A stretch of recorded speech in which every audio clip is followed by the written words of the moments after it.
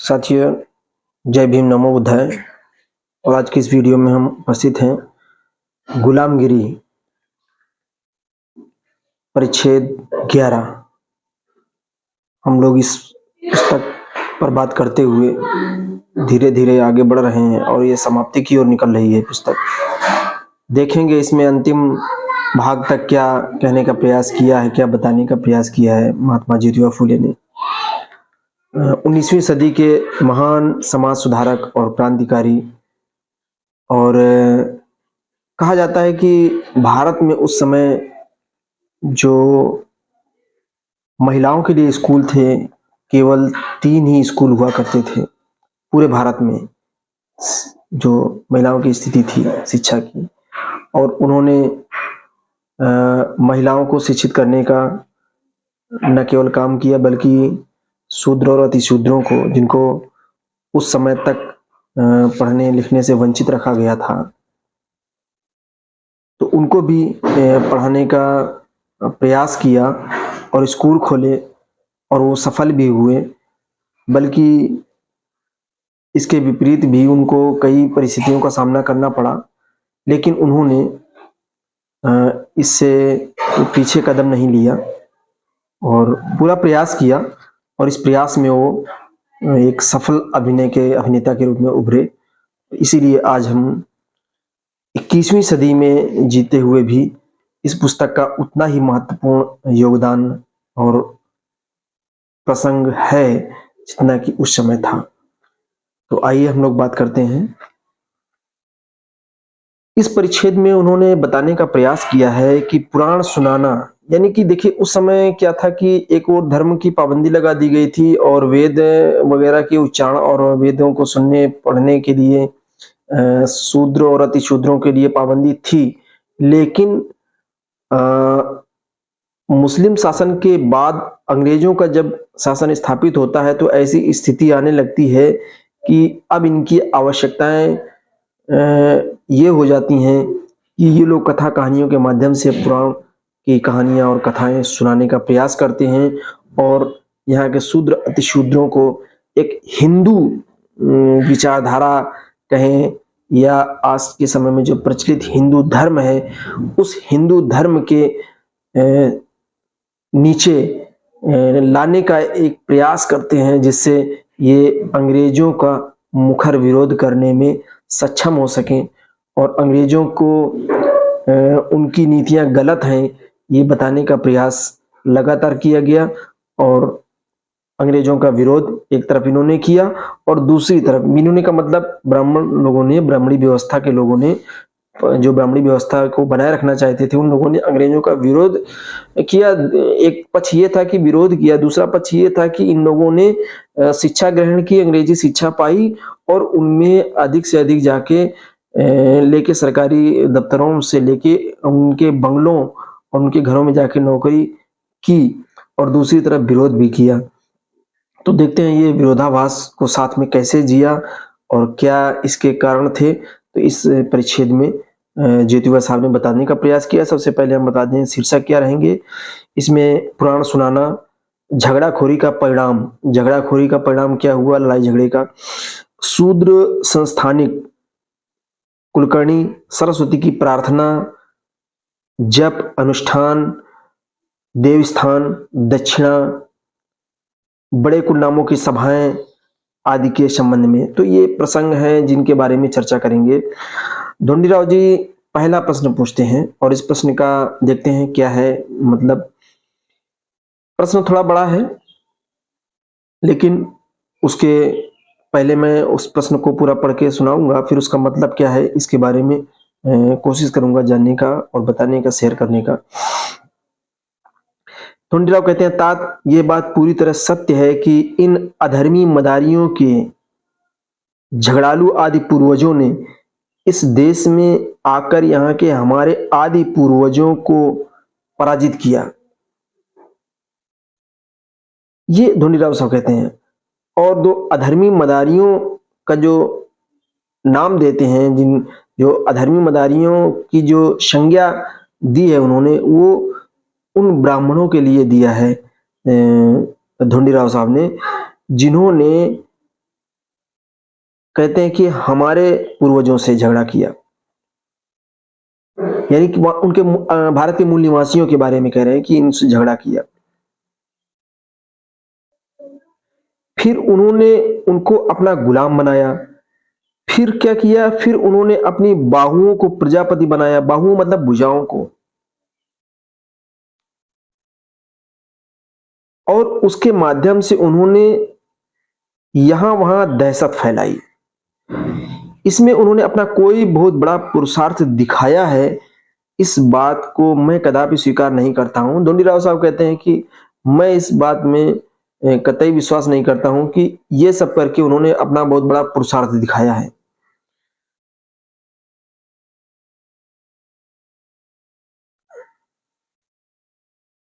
लेकिन यदि अपने पूर्वजों ने ब्राह्मणों के पूर्वजों को पराजित किया होता, तब तो अपने उन पूर्वजों ने बाहुओं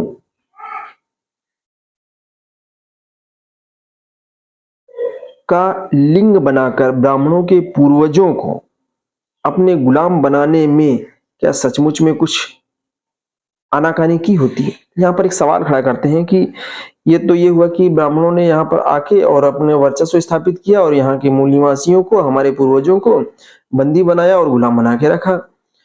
क्या अगर इसके विपरीत हुआ होता कि हमारे लोगों ने इनको पराजित करके, हरा के और इन पर गुलामी जैसी परंपरा को थोपकर क्या इनके लिंग बनाकर ब्राह्मणों के पूर्वजों को अपने गुलाम बनाने सचमुच में कुछ आनाकानी की होती, मतलब इनके लिंग बनाकर ब्राह्मणों के पूर्वजों को अपने गुलाम बनाने में क्या सचमुच में कोई आनाकानी की होती, ऐसा ही क्या हमारे लोगों ने किया होता, ये सवाल खड़ा करते हैं। तो और आगे कहते हैं, तात छोड़ दीजिए इस बात को, बोले छोड़ो अब इसमें कोई मतलब नहीं है। बाद में फिर जब ब्राह्मणों ने अपने उन पूर्वजों के धिंगा धिंगी को, धिंगा धिंगी मतलब एक तरह से जबरदस्ती, तानाशाही या वर्चस्वशाली भूमिका, मौका देकर ईश्वरीय धर्म का रूप दे दिया। ईश्वरीय, देखिए ईश्वरीय धर्म का रूप दे दिया। जो भी उन्होंने व्यवस्था, परंपरा, नियम बनाई, उसको ईश्वरीय दे दिया, एक ईश्वरीय मान्यता दे दी, एक सर्वमान्य सिद्धांत बना दिया कि इसमें आप सवाल नहीं खड़े कर सकते, इसमें आप ये क्यों है पूछ नहीं सकते, इसको आपको सिर्फ मानना है। ये हुआ ईश्वरी। तो ईश्वरी धर्म रूप दे दिया और उस नकली धर्म की छाया में कई ब्राह्मणों ने तमाम अज्ञानी शूद्रों के दिलो दिमाग में हमारे दयालु अंग्रेज सरकार के प्रति पूरी तरह से नफरत पैदा करने की कोशिश की। मतलब ये कौन सी बातें थी? अब देखिए पूरा ये सब बातें करने के बाद कहते हैं कि ये जो ईश्वरी धर्म की स्थापना इन्होंने की, मैं इन्होंने कहा कि वेदों में, पुराणों में और भागवत कथाओं में ये जो कुछ भी लिखा है भैया ये ईश्वरी है, इसमें हम लोग सवाल नहीं कर सकते हैं। इसमें जो लिखा है वही सत्य है, वही ईश्वर की बात है और उसे हम सबको मानना चाहिए। वर्ण व्यवस्था भी ईश्वरी देन है, जाति व्यवस्था भी, समाज में जितनी भी चीजें हैं सब ईश्वरी हैं और ब्राह्मण को सर्वश्रेष्ठ माना जाए ये भी ईश्वरी मान्यता है। और इन सब बातों को बताते हुए यहाँ के जो भोले भाले शूद्र, अति शूद्र थे, अंग्रेजों को भगाने के लिए, अंग्रेजों के विरोध में खड़ा करने के लिए यहाँ के लोगों को अंग्रेजों का एक गुणगान ना करके उनकी जो है कमियां बताई गई और बताया गया कि इनको किसी न किसी तरह उनके प्रति, अंग्रेजों की शासन के प्रति, अंग्रेजों के प्रति नफरत पैदा की गई यहाँ के लोगों में। अब ज्योतिबा साहब इस जो है कहते हैं मतलब ये कौन सी बातें थी, इस पर बात करते हैं और ढूंढीराव को उत्तर देते हैं। ज्योतिबा साहब कहते हैं, कई ब्राह्मणों ने सार्वजनिक स्थानों पर बनाए गए हनुमान मंदिरों में रात रात बैठकर बड़ी धार्मिकता का प्रदर्शन किया। बड़ा धर्म का बोलबाला हुआ उस समय। वहां उन्होंने गंभीर ज्ञान प्रदर्शन की, दकियानुसी बातें, ज्ञान प्रदर्शन समझाने का झूठा प्रदर्शन किया। यानी वहां उन्होंने गंभीर ज्ञान प्रदर्शन समझाने का झूठा प्रदर्शन किया। वहां उन्होंने दिखावे के लिए भागवत जैसे ग्रंथों की दकियानुसी बातें अनपढ़ शूद्रों को पढ़ाई और उनके दिलो दिमाग में अंग्रेजों के प्रति नफरत की, घृणा की भावना पैदा की। ये ज्योतिबा साहब कहते हैं कि बड़े बड़े मंदिरों में बैठकर रात दिन उन्होंने हनुमान का गुणगान किया और यहाँ के जो अंग्रेज थे उनके लिए एक विष घोलने का काम किया, उनकी भावनाओं के उनके प्रति विष घोलने का काम किया। और भागवत आदि जो पुराण ग्रंथ थे उनके, उनमें जो भी झूठी मूठी बातें लिखी हुई थी या जो उन्होंने लिख रखा था, उनको अपने हिसाब से ईश्वरीय मान्यता देकर परोसने का काम किया। जो वो चीजें उनके दिलो दिमाग में बैठी और वो जैसा चाह रहे थे वैसा कर पाने में सक्षम हो रहे थे। इन ब्राह्मण पंडितों ने उन अनपढ़ शूद्रों को मंदिरों के माध्यम से यही पढ़ाया कि उन बाली के मतानुयायियों की छाया में भी खड़े नहीं रहना चाहिए। यहाँ इस जो बाली की बात की जा रही है, ये ईसा मसीह की बात की जा रही है। दोस्तों, ये समझने की बात है। यहाँ बलि राजा की, जो भारत में बलि राजा हुए, महाबली राजा हुए, उनकी बात नहीं की जा रही है।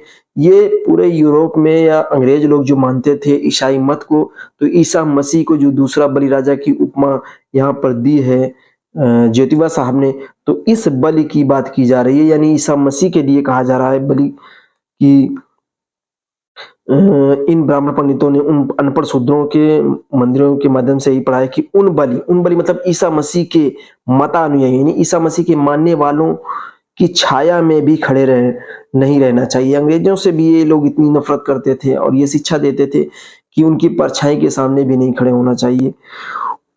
उनका इस तरह का नफरत भरा उपदेश क्या सचमुच में अकारण था? अब ज्योतिबा साहब एक उत्तर देते हुए एक सवाल खुद ढोंडीराव साहब के सामने से रखते हैं। कहते हैं कि क्या जो इस तरह का ये नफरत फैलाने का काम कर रहे थे तो ये अकारण नहीं था, इसमें एक बहुत बड़ा मिशन छिपा हुआ था, बहुत बड़ी एक योजना थी कि हम इन्हें अपने साथ लेकर इनको इनके खिलाफ खड़ा करेंगे। ऐसी भावना थी, ऐसा एक मिशन था। कहते हैं नहीं, बिल्कुल अकारण नहीं था, बल्कि उन ब्राह्मणों ने समय का पूरा लाभ उठाकर उसी ग्रंथ की बेतुकी बातें पढ़ाकर सभी अनपढ़ शूद्रों के मन में अंग्रेजी राज के प्रति नफरत की भावना के बीज बो दिए। इससे उन्होंने इस देश में बड़ी बड़ी धिंगा धिंगी को पैदा किया या नहीं, ऐसा बताते हैं कि जब ऐसी भावनाएं प्रचलित हुई और निश्चित रूप से अंग्रेजों के प्रति नफरत भरी भावना से लोग देखने लगे, तो इसमें धिंगा धिंगी मतलब जोर जबरदस्ती का माहौल फिर बन गया। ढोंडीराव साहब फिर अगला प्रश्न पूछते हैं और कहते हैं कि हाँ तात, आपका कहना सही है, आप बिल्कुल सही कह रहे हो, क्योंकि आज तक जितनी भी धिंगा धिंगी हुई है, यानी कि जोर जबरदस्ती लड़ाई झगड़े हुए हैं, उसमें भीतर से कहो या बाहर से। अब देखिए यहाँ पर एक बहुत बड़ी बात कहते हैं ढोंडीराव जी, कहते हैं कि आज तक जितनी भी धिंगा धिंगी यानी कि जो जोर जबरदस्ती और लड़ाई झगड़े जितने भी हुए हैं, उसमें भीतर से कहो या बाहर से कहो, प्रत्यक्ष कहो या अप्रत्यक्ष कहो, ब्राह्मण पंडित पुरोहित वर्ग के लोग अगुवाई में नहीं रहे थे, ऐसा हो ही नहीं सकता है। यानी कि यहाँ पर ये कहते हैं कि जितनी भी लड़ाइयां आज तक हुई हैं, उस जब से आर्य आए हैं, तो इनकी जो है भूमिका प्रत्यक्ष या अप्रत्यक्ष रूप से बिल्कुल रही है और इनके बिना ये धिंगा धिंगी लड़ाई झगड़े हुए ही नहीं। इस द्रोह का पूरा नेतृत्व यही लोग कर रहे थे। इस जो विद्रोह का जहां पर भी इस टाइप की चीजें होती थी, तो उसका पूरा जो है विरोध या इस पूरे का नेतृत्व जो है यही लोग कर रहे थे। तो इन लोगों के नेतृत्व के बिना कोई लड़ाई झगड़ा वगैरह हुआ ही नहीं। देखिए उमाजी रामोशी की धिंगा धिंगी में काले पानी की सजा भोगने वाले ढोंडोपत नाम के एक ब्राह्मण व्यक्ति का नाम आता है। यानी एक घटना का जिक्र करते हैं और बताते हैं कि उमाजी रामोशी की धिंगा धिंगी, उमाजी रामोशी कोई होगा, उसकी जो भी लड़ाई झगड़ा जो भी मामला रहा होगा, तो उसमें ढोंडोपत नाम का एक ब्राह्मण था, उसको काला पानी की सजा दी गई होगी। काले पानी की सजा भोगने वाले ढोंडोपत नाम के ब्राह्मण का व्यक्ति का नाम आता है। उसी प्रकार कल परसों के चपाती यानी कि 1857 के संघर्ष की बात का यहाँ पर जिक्र करते हैं। कल परसों के चपाती के संग्राम में परदेसी ब्राह्मण पांडे, कोकड़ का नाना और पेशवे, तात्या, टोपे आदि कई देशस्थ ब्राह्मणों के ही नाम आते हैं। तो इस प्रकार एक दो उदाहरण देते हैं और बताते हैं कि ये जो भी मामले होते हैं तो इनमें इनकी अग्रणी भूमिका रहती है। नेतृत्व करने की क्षमता इनमें ऐसी थी और इन्होंने, क्योंकि ये एक वाहक थे व्यवस्था के और इन्होंने दूसरों को आगे आने ही नहीं दिया। तो अब इनको ये देखना था कि आगे आने वाले जो लोग थे उनसे हमें निपटना है, कैसे निपटना है और हमें अपने अधिकारों की रक्षा और अपने हक और हुकूक बचाए रखने हैं। तो अब व्यवस्था तो ये जरूर आगे रहते थे और ये इनको अपने राज सत्ता स्थापित बनी रहे, व्यवस्था बनाए रखने के लिए इनको ये प्रयास करने पड़ते थे मजबूरन।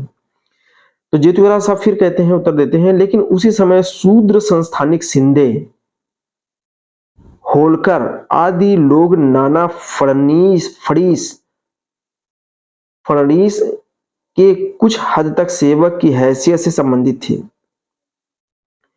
उन्होंने उस धिंगा मस्ती करने वालों की कुछ भी परवाह नहीं की और उस मुसीबत में हमारी अंग्रेज सरकार को कितनी सहायता की, इस बात को भी देखिए। लेकिन छोड़ दीजिए, अब इन बातों में हमारी सरकार को इन ब्राह्मणों की उस धिंगा मस्ती को तहस नहस करने के लिए बड़े भारी कर्ज का बोझ भी उठाना पड़ा होगा और उस कर्ज के बोझ को चुकाने के लिए पहले पहल पर्वती जैसे फिजूल संस्थान की आय को हाथ लगाने की बजाय हमारी सरकार ने नए करों का बोझ इस पर डाल दिया। ये एक बात कहते हैं कि इनका जो लड़ाई हुई और जो भी इन्होंने विरोध किया तो उसमें इनको रोक पाए या न रोक पाए एक अलग विषय हो गया, लेकिन इन्होंने धन संपत्ति की जो लूट खसोट की उसकी भरपाई करने के लिए अंग्रेज सरकार ने क्या किया, यहाँ की आम जनता पर ही टैक्स लगाया। अपराधी कौन है, अपराध न करने वाले लोग कौन है, इस बात की हमारी सरकार ने पहचान किए बगैर ही सारी जनता पर कर लगाना ठीक नहीं था। तो यहां पर ये बात करते हैं कि अपराधी कौन है, अपराध कौन कर रहा है, दोषी है या नहीं है, इन सब चीजों को, व्यवस्था में किसकी वजह से गड़बड़ी हो रही है, ये सब अंग्रेजी सरकार भी नहीं देख पा रही थी, न देखने का प्रयास कर पा रही थी और सीधे वो टैक्स बढ़ा देते थे तो उसका प्रभाव सभी पर पड़ता था। किंतु ये कर इन बेचारे अनपढ़ शूद्रों से वसूल करने का काम हमारी इस मूर्ख सरकार ने किसके हाथों में सौंप दिया था। अब एक बड़ी बात कहते हैं कि सरकार, अंग्रेजी सरकार में भी जो ब्राह्मणी व्यवस्था के लोग थे वो लोग शिक्षित होकर आगे आ गए थे और सभी पदों में विराजमान हो गए थे। तो जब कर व टैक्स वसूली वगैरह होती थी तो वो किनके माध्यम से करते थे, इन्हीं कर्मचारियों के माध्यम से करते थे। यहाँ के जो लोग थे, ब्राह्मणी व्यवस्था के पोषक लोग थे, तो वो हर पदों में उपस्थित थे, तो उन्हीं के माध्यम से अंग्रेज सरकार, तो लोकल बॉडीज जो थी वो उन्हीं के अंडर में थी। तो वो लोग क्या करते थे, इस बात पर भी हमको सोचना चाहिए कि ब्राह्मण लोग मन के अंदर ही अंदर शूद्र संस्थानिकों को जी जान से इसलिए गाली गलौज कर रहे थे क्योंकि उन्होंने इनकी जाति के नाना फड़नीस को उचित समय पर मदद नहीं की, जिसकी वजह से अंग्रेजों के साथ लड़ते हुए पराजय हुई। अंग्रेज सरकार ने उन लोगों के हाथ में कर वसूली का काम सौंप दिया। तो पराजित करके अंग्रेज लोगों ने उनके हाथों में टैक्स वसूली का कार्य सौंप दिया। जो शूद्र संस्थानिकों को जी भर के गाली गलौज करने वाले थे, दिन में 3 बार स्नान करके मांगल्यता का ढिंढोरा पीटने वाले थे, धन डोलूप और ब्राह्मणनिष्ठ ब्राह्मण कुलकर्णी थे, उन्हीं को दे दिया था। तो अब इसका परिणाम क्या हुआ कि लोकल बॉडी जो होती वही लोग बन गए जिनको उन्होंने पराजित किया और उनकी मदद यहाँ के मूल निवासी और शूद्रों ने नहीं किया, तो वो उन पर भारी पड़े और उन्हीं पर ये काम किया कि उनको जो टैक्स वसूली वगैरह का होता था तो उससे वो लोग बहुत बदतमीजी और बेहिसाब दुर्भाव करते थे। अरे इस कामचोर ग्राम राक्षसों को, यानी ब्राह्मण कर्मचारी, यहाँ पर ब्राह्मण कर्मचारी की संज्ञा दी गई है ब्राह्मण कर्मचारियों को जो इस तरह से टैक्स वसूली का काम कर रहे थे लोकल बॉडीज बनकर। तो उन मूल ब्रह्मा राक्षसों ने जिस दिन से सरकारी काम की जिम्मेदारी दे दी, उस दिन से उन्होंने शूद्रों की कोई परवाह नहीं की। तो जब ये राजा के या अंग्रेजी शासन के हिस्सेदारी में आ गए, इनके शासन की हिस्सेदारी हो गई और कर्मचारी बन गए, तो फिर इनका फिर वही काम चलने लगा। किसी समय मुस्लिम राजाओं ने गांव के सभी पशुओं की पक्षियों की गर्दनों को छुरी से काटकर उनको हलाल करने का हुक्म अपने जाति के मौलानों को सौंप दिया था। ये देखिए एक दृष्टांत देते हैं, एक बात कहते हैं कि मुस्लिम शासन में जब मुस्लिम शासन की स्थापना हुई तो मुस्लिम शासकों ने यहाँ के उनके जो मुस्लिम लोग थे उनको सभी पशुओं की पक्षियों की गर्दन काटकर उनको हलाल करने का हुक्म दिया था अपने मुस्लिम भाइयों को। लेकिन उनकी तुलना में देखा जाए तो स्पष्ट रूप से पता चल जाएगा कि ब्राह्मण पंडितों ने अपने कलम की नोक पर शूद्रों की गर्दनें छांटने में उस मौलाना को भी पीछे धकेल दिया। तो इन लोगों ने जो अंग्रेजी सरकार में भी हक पाए, तो उसको जो मुस्लिम शासन में उन्होंने तलवार या चाकू के बल पर यहाँ पर व्यवस्था बनाए रखने की दी थी, उस चीजों को वो चीज तो बहुत एक तरह से कम मामलों में घातक थी, जितना अधिक से अधिक घातक इन कलम कसाइयों ने या इन ब्राह्मणों ने अंग्रेजी सरकार के में पदों पर रहते हुए कलम से जो नुकसान किया, कलम की ताकत लेकर जितना नुकसान किया वो कम ही था मुस्लिम शासन काल में जो तलवार से नुकसान हुआ, ये बताने का प्रयास करते हैं यहाँ पर। इसलिए तमाम लोगों ने सरकार की बिना परवाह किए इस ग्राम राक्षसों का है जो ब्राह्मणों के लिए प्रयोग किया है, जो कलम कसाई की उपाधि दी गई है। इनको कलम कसाई की उपाधि दी गई है। इन्होंने वही काम किया जो मुस्लिम शासकों ने तलवार और चाकू से लड़ाई लड़के की, वही इन्होंने कलम का प्रयोग करके किया। इन्होंने कलम की धार का प्रयोग करके यहाँ के लोगों का, यहाँ के शूद्रों का नुकसान किया, उनको उठने नहीं दिया। तो इसीलिए इनको कलम कसाई की उपाधि दी गई। वह आज भी प्रचलित है और अपनी मूर्ख सरकार उनका अन्य सभी कामगारों की तरह तबादला करने की बजाय उनकी सिर्फ स्वीकृति लेकर अज्ञानी लोगों पर लगान यानी कर मुकर्रर करने के कारण नोटिस तैयार करती है। तो एक बात ये सामने आती है कि शासन का या सत्ता में बैठ जाने का या नौकरी में आ जाने का ये लोग इतना गलत फायदा उठाते थे कि अपने यहाँ के शूद्रों को जाके परेशान करते थे और इस पर अंग्रेजी सरकार की नजर भी नहीं जाती थी। उनका ये लोग ट्रांसफर भी नहीं करते थे और करते क्या थे कि ये जो लोग रिपोर्ट देते थे अपने मनचाही रिपोर्ट, उस रिपोर्ट पर नोटिस जारी कर देती थी अंग्रेज सरकार और ये फिर जाके इनको खुली छूट मिल जाती थी कि वहां जाके पूरा अपना जो है तांडव करते थे। बाद में उसी कुलकर्णी को सभी शूद्र किसानों के घर घर जाकर नोटिस बांटने का काम दिया जाता। बाद में उन नोटिसों को घर घर पहुंचाकर उनसे मिलने वाले कुलकर्णियों की सिर्फ स्वीकृति लेकर सरकार उनमें से कई नोटिसों को खारिज कर देती और अनपढ़ लोगों को लगान बहाल कर देती। अब इसको कहें भी क्या। देखिए यहां पर एक बात कही गई है कि जहां पर एक और कुछ नोटिस भेज देती थी सरकार, तो उन नोटिसों में कुछ को खारिज करके उनका लगान माफ कर देती थी। तो वो कौन से लोग होंगे जिनका सरकार लगान माफ करती थी, ये हम समझ सकते हैं कि जब व्यवस्था में ही नहीं थे यहाँ का शूद्र और अतिशूद्र, तो निश्चित होगा कि उनकी कर्ज माफी या लोन माफी या ऋण माफी या टैक्स माफी तो नहीं होती होगी, उनके प्रति जुल्म ज्यादती होती होंगी, उनकी जमीन छीन ली जाती होगी, उनके घरों से बेघर कर दिया जाता होगा। लेकिन जो सरकार उनको माफ करती थी, वो किन लोगों के टैक्स माफ करती थी, वो ये बात हम लोग अच्छी तरह समझ सकते हैं। धोंडीराव कहते हैं कि अगला प्रश्न पूछते हुए कहते हैं, क्या ऐसा करने से कुलकर्णियों को कुछ ज्यादा भी फायदा होता होगा? तब इस प्रश्न का उत्तर थोड़ा सा विस्तार से देते हैं और ज्योतिराव कहते हैं कि उससे उन कुलकर्णियों को कुछ फायदा भी होता होगा या नहीं, ये वे नहीं जानते। बोले मैं नहीं जानता कि उनको फायदा होता होगा या नहीं होता होगा, लेकिन उनको यदि किसी वाहियात फतूरिया से कुछ लाभ ना भी होता तो फिर भी वे उन पर इस तरह की नोटिस भिजवाकर उनकी कम से कम 4-8 दिन की रुकावट निश्चित से रूप से पैदा करते होंगे। यानी कुछ नहीं तो उनको परेशान करना है, उनको इसी में आनंद आ रहा है, अपनी शक्ति का दुरुपयोग करने से। तो और जाने अनजाने में उसकी आने जाने में सारी शक्ति खर्च करवाते होंगे, इसमें कोई संदेह नहीं। वे उन पर अपना रुतबा जमा कर वे उनके कामों को बिल्कुल उपेक्षा करते होंगे। बाद में उन्होंने शेष सभी का काम बगुला भगत की तरह पूरी तरह आत्मीयता से किया होगा।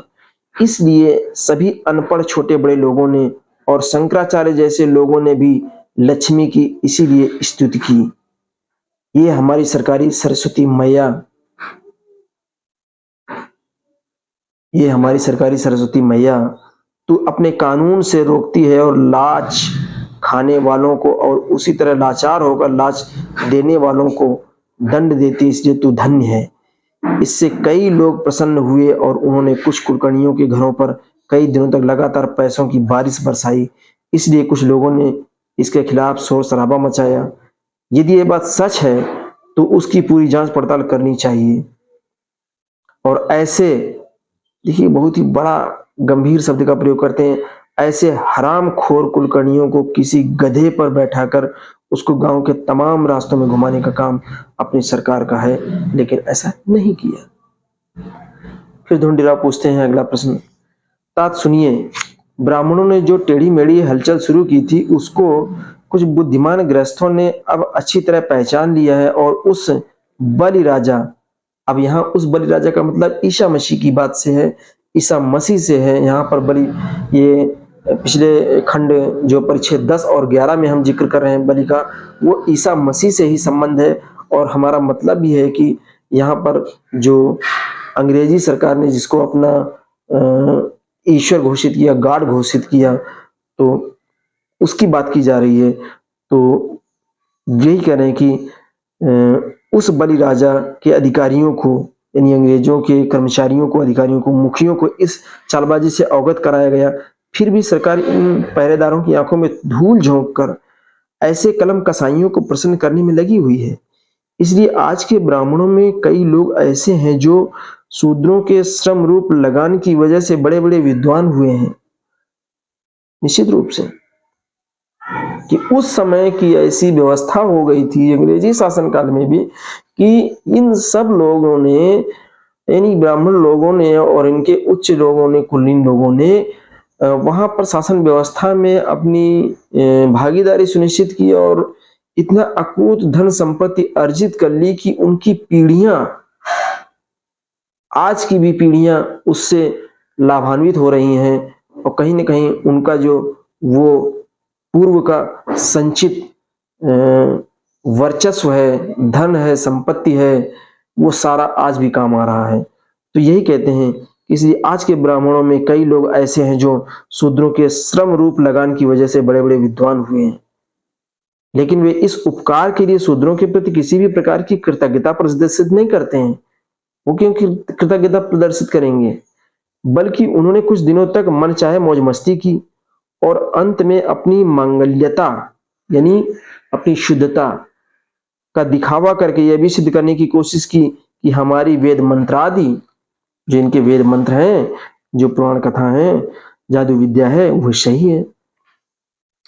इस तरह की झूठी बातों का उन्होंने शूद्रों के दिलो दिमाग पर प्रभाव कायम किया और शूद्रों ने हमारे पिछलग्गू बनना चाहिए, इसलिए न जाने किस किस तरह के पासे फेंके होंगे। ये निश्चित रूप से बहुत सारी कहानियां, कथाएं, पुराण ग्रंथ, उपनिषद, वेद, वेदांत, इन सब सारी चीजों की रचनाएं की गई जिससे अपना वर्चस्व स्थापित किया जा सके और उस धर्म को स्थापित किया जा सके जिसमें इनका लाभ बना रहे। उन शूद्रों को अपने पिछलग्गू बनाने की इच्छा से उन्हीं के मुंह से यह कहलवाया कि उन्होंने सादावल के लिंग पिंड के आगे या पीछे बैठकर किराए पर बुलाए गए ब्राह्मण पुरोहितों के द्वारा जप अनुष्ठान करवाने की वजह से इस साल बहुत बारिश हुई। तो इस तरह के भी काम करने लगे और महामारी का उपद्रव भी बहुत कम हुआ। अभी ज़्यादा दिन की बात नहीं, हम लोगों ने देखा कि एक कोरोना पीरियड में कोरोना देवी देवताओं की भी मान्यताएं चलने लगी थीं। यहाँ तक कि कोरोना के मंदिर भी देखने में आए और कोरोना देवियों की पूजा भी की गई। तो ये बहुत बड़ी बात नहीं है कि उस समय ऐसी व्यवस्था रही होगी, क्योंकि भारत ऐसा ही है और यहाँ पर ऐसे ही लोग अपने दिमाग का प्रयोग करते हैं। इस जप अनुष्ठान के लिए उन्होंने आपस में रुपया पैसा भी इकट्ठा किया था। इस तरह उन्होंने जप अनुष्ठान के आखिरी दिन बैल बंडी पर भात का बलि राजा बनाकर सभी प्रकार के अज्ञानी लोगों को बड़ी बड़ी लंबी चौड़ी मूछ चौड़ी झूठी खबरें दिलवाकर बड़ी बड़ी यात्राओं का आयोजन करवाया। फिर उसमें उन्होंने सबसे पहले अपने जाति के इल्मखोर मतलब जो ज्ञान होने का बहुत बड़ा दावा करते हैं, ब्राह्मण पुरोहितों को बेहिसाब भोजन खिलाए और बाद में उसमें जो भोजन शेष था उसको सभी प्रकार के अज्ञानी शूद्रों की पंक्तियां बिठाकर किसी को केवल मुट्ठी भर भात, किसी को केवल दाल का पानी और कईयों को केवल फाल्गुन की रोटियां ही परोसी गई। तो इस तरह के अनुष्ठान हुए। बाद में उन सभी को भोजन से तृप्त करने के बाद उनसे कई ब्राह्मण पुरोहितों ने उन अज्ञानी शूद्रों के दिलो दिमाग पर अपने वेद मंत्र जादू का प्रभाव कायम हो इसलिए उपदेश देने का सन्नाटा शुरू किया। ये उपदेश देने का सन्नाटा था, इसमें कोई संदेह नहीं। लेकिन वे लोग ऐसे मौके पर अंग्रेज लोगों को प्रसाद लेने के लिए आमंत्रित क्यों नहीं करते थे, ये प्रश्न था ढूंढीराव का कि अंग्रेजों को क्यों नहीं आमंत्रित करते थे। तो ज्योतिराव कहते हैं ऐसे पाखंडी लोगों ने इस तरह चावल के 4 दाने फेंक दिए और थू थू करके इकट्ठा किए हुए ब्राह्मण पुरोहितों ने यदि हर तरह का रुद्र नृत्य करके भी भों भों किया तब भी उनके द्वारा अपने अंग्रेज बहादुरों को प्रसाद देने की हिम्मत होगी। ऐसा ये हिम्मत क्यों करेंगे भाई, उन्हीं के विरोध में ये सारे आयोजन कर रहे हैं और उन्हीं को प्रसाद देने के लिए वो क्यों बुलाएंगे। तो इसलिए उन्होंने उनको प्रसाद देने के लिए बुलाने का जहमत नहीं लिया।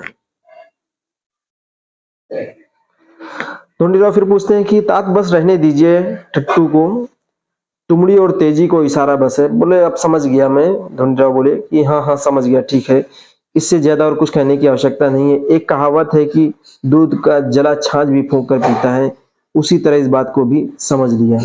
बोले हाँ अब मैं समझ गया कि वो जब सारा कर्मकांड ही ये था कि इन लोगों को अपने जाल में फंसाना है और उनके विरोध में इस्तेमाल करना है, तो फिर उन लोगों को क्यों बुलाएंगे। ज्योतिराव कहते हैं ठीक है, समझ अपनी अपनी, ख्याल अपना अपना, लेकिन आजकल के पढ़े लिखे ब्राह्मण अपनी जादू मंत्र विद्या का और उससे संबंधित जप अनुष्ठानों का जितना चाहिए उतना प्रचार क्यों ना करें। उस मटमैले को कितनी भी कलई चढ़ाने का कितना भी प्रयास क्यों ना करें और तमाम गली कूचियों से भौंकते हुए क्यों ना फिरते रहें, लेकिन अब उससे किसी का कुछ भी कम ज्यादा होने वाला, कम का मतलब काम ज्यादा होने वाला है, यहाँ पर काम ज्यादा होने वाला नहीं है। लेकिन अपने मालिक की खानदान को सतारा के किले पर कैद करके रखने वाले नमक हरामी बाजीराव पेशवा की बात करते हैं। यहाँ पर बाजीराव पेशवा, जिसको ब्राह्मणी व्यवस्था में बहुत बड़ा बहादुर और एक हीरो के रूप में प्रेषित किया गया है, यहाँ पर उसको कहते हैं नमक हरामी बाजीराव पेशवे। और हिजड़े ब्राह्मणों ने रात और दिन खेतों में काम करने वाले शूद्रों की मेहनत का पैसा लेकर मुंह देखी पहले दर्जे के जवां मर्द ब्राह्मण सरदारों को सरंजाम बनाया, फिर उन जैसे लोगों को दिए हुए अधिकार पत्र सनद के कारणों को देकर फर्स्ट शार्ट टरकांड साहब जैसे पवित्र नेक कमिश्नर को भी खुशी होगी। फिर वहां दूसरे लोगों के बारे में कहना ही क्या। उन्होंने पार्वती जैसे कई संस्थानों का निर्माण करके उन संस्थानों में अन्य सभी जातियों के अंधे दुर्बल लोगों की ओर तथा उनके बाल बच्चों की बिना परवाह किए उन्होंने ब्राह्मणों ने अपने जाति के मोटे ताजे आलसी ब्राह्मणों को हर दिन हर तरह का मीठा अच्छा भोजन खिलाने की परंपरा शुरू की। तो एक ऐसी परंपराएं शुरू की कि उनको मुफ्त में बिना काम ज्यादा किए हुए और केवल झूठे ज्ञान का दम भरते हुए उनको सारी चीजें सुलभ हो जाएं। उसी प्रकार ब्राह्मणों के स्वार्थी नकली ग्रंथों का अध्ययन करने वाले ब्राह्मणों को हर साल यथा पर्याप्त दक्षिणा देने की परंपरा शुरू कर दी। देखिए कितना बड़ा एक खेल है। लेकिन खेद इस बात का है कि ब्राह्मणों ने जो परंपराएं शुरू की हैं केवल अपनी जाति के स्वार्थ के लिए, उन्हीं सभी परंपराओं को अपने सरकार ने जस के तस अभी तक शुरू कर रखा था। ये ज्योतिबा साहब कहते हैं कि ये जो व्यवस्थाएं चल रही थी उस पर अंग्रेजी सरकार का भी ध्यान नहीं जा रहा था, या ध्यान जाते हुए भी वो इस पर कुछ भी अंकुश नहीं लगा पा रहे थे या ना लगाने का काम कर रहे थे। इससे हमको ये कहने में कोई आपत्ति नहीं हो सकती कि उन्होंने अपनी प्रौढ़ता को और राजनीति को बड़ा धब्बा लगा लिया। यानी यहाँ की अंग्रेजी जो सरकार थी वो अपने को मजबूत स्थिति में समझती थी, तो इसके लिए वो एक झूठा सोच थी उनकी, या वो इस चीज से अनभिज्ञ थे कि कहीं ना कहीं हम कमजोर स्थिति में जाने वाले हैं। उक्त प्रकार के फिजूल खर्च से ब्राह्मणों के अलावा अन्य किसी भी जाति को कुछ भी फायदा नहीं हुआ। यहाँ पर स्पष्ट रूप से कहते हैं कि ये जो भी व्यवस्था चल रही थी अंग्रेजों के समय में भी, उसमें सबसे ज्यादा जो लाभ हो रहा था वो ब्राह्मण वर्ग को हो रहा था। इसके अलावा और कोई लाभान्वित हो ही नहीं रहा था। बल्कि उनके बारे में कहा जा सकता है कि वे हराम का खाकर मस्ताए हुए कृतज्ञ सांड हैं।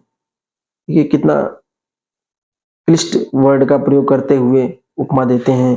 कहते हैं कि हराम का खाकर मस्ताए हुए, यानी मस्ती में आए मस्ताए हुए, और कृतज्ञ सांड, यानी कि जो सांड का मतलब जान रहे हैं कि एक अन्ना सांड होता है, एक कृतज्ञ सांड होता है कि उसको खिलाइए लेकिन फिर भी वो मारेगा। और ये लोग हमारे अनपढ़ शूद्र दाताओं को अपने चुड़ैल धर्म की, देखिए धर्म को चुड़ैल कहा है, कि गंदे पानी से अपने पांव धोकर वही पानी पिलाते हैं। यानी कि एक परंपरा, जैसे ब्राह्मण के पैरों को धो के पीने से स्वर्ग प्राप्ति होती है, ऐसी जो व्यवस्थाएं प्रचलित करवाई, ये निश्चित रूप से एक बहुत बड़ा साजिश है जिसको सामान्य व्यक्ति भी समझ सकता है। लेकिन पता नहीं क्यों हमारे जो धार्मिक कर्मकांड में फंसे हुए लोग हैं उनका इतनी धर्म निष्ठा बढ़ गई है कि धर्म में इतने अंधे हो गए हैं कि उनको ये समझ में नहीं आता है। अरे इन कर्मनिष्ठ ब्राह्मणों के पूर्वजों ने अपने ही धर्मशास्त्रों और मनुस्मृति के कई वाक्यों का कालिख पोत कर ऐसे बुरे कर्म कैसे किए, लेकिन अब तो उन्हें होश में आना चाहिए। कहते अब तो समझ जाना चाहिए, और इस काम के लिए अपनी भोली भाली सरकार का कुछ न कुछ सुनते हुए पार्वती जैसे संस्थानों में इन स्वार्थी ब्राह्मणों में किसी ने भी शूद्रों के पसीने से पकने वाली रोटियां नहीं खानी चाहिए। इसलिए हमारी यही भावना है कि उन्होंने एक जबरदस्त सार्वजनिक ब्राह्मण सभा की स्थापना करके उनकी सहायता से इन पर नियंत्रण रखना चाहिए, जिससे उनके ग्रंथों का कुछ न कुछ दबाव पुनर्विवाह उत्तेजक मंडली पर पड़ेगा। किंतु उन्होंने इस तरह की बड़े बड़े उपनामों की सभाएं स्थापित करके उसके माध्यम से अपनी आंखों का मोतियाबिंद ठीक करना तो छोड़ दिया, और अज्ञानी लोगों को सरकार की आंखों के दोष दिखाने की कोशिश में लगे रहे। यह हुई ना बात की उल्टा चोर कोतवाल को डांटे। मतलब यहाँ पूरी जो है योजना का पर्दाफाश करते हुए कहते हैं कि इन लोगों ने न तो अपने आप को कभी दोषी माना इन सब सारी चीजों के लिए, इन सब सारी व्यवस्थाओं को अपनाने के लिए, और ना ही इनको कोई पछतावा हुआ, और ना ही इन्होंने सुधार की कोई गुंजाइश रखी, बल्कि हर आने वाले समय में इन्होंने अपनी चीजों को, अपनी व्यवस्था को, अपने स्वार्थ हितों को बनाए रखने के लिए एक नई कहानी गढ़ी, एक नई व्यवस्था अपनाई, और उस व्यवस्था को उन्होंने आगे बढ़ाई। तो इसको अब क्या कह सकते हैं? अब हमारे अज्ञानी शूद्रों की उस बलि राजा के साथ गहरी दोस्ती होनी चाहिए। यहाँ पर फिर हम उस बलि राजा का मतलब ईसा मसीह से गहरी दोस्ती होनी चाहिए, इसलिए प्रयास करना चाहिए, और उस बलि राजा के सहारे से ही उनके गुलामी की जंजीरें टूटनी चाहिए। ब्राह्मणों की गुलामी से शूद्रों की मुक्ति करने के लिए अमेरिकी, स्कॉच और अंग्रेज भाइयों के साथ जो दोस्ती होने जा रही है, उसमें उन्होंने कुछ दखलंदाजी करने की कोशिश नहीं करनी चाहिए। यानी ये बता रहे हैं कि अब जो रास्ता शूद्र और शूद्रों के लिए बनने वाला है, वो ईसा मसीह के मार्ग से, उनकी शिक्षाओं से और अंग्रेजों के प्रयासों से और अंग्रेजों से उनसे मेल मिलाप होने से ही जो शूद्रों और अतिशूद्रों का भला होगा, वो होगा। ये ज्योतिबा साहब ने उस समय भांप लिया था, समझ लिया था। उनके बाद और उनके समय में भी अंग्रेजी सरकार ने बहुत सारी चीजें बदली और बदलाव हुए। आज आधुनिक भारत का जो इतिहास है वो इस बात का गवाह है, साक्षी है कि भारत में जो 200 से 250 साल तक का अंग्रेजी शासन काल रहा, उस समय भारत में बहुत बड़े परिवर्तन का दौर रहा। न केवल सामाजिक, आर्थिक और राजनीतिक रूप से, बल्कि उन बहुत से शोषित, दबे कुचले और वंचित लोगों के लिए एक शक्ति के रूप में स्थापित होने का अवसर मिला, जिससे भारत आधुनिक भारत बन सका। तो अब उनकी दौड़ धूप बहुत हो गई, अब उनकी गुलामी का निषेध करते हैं।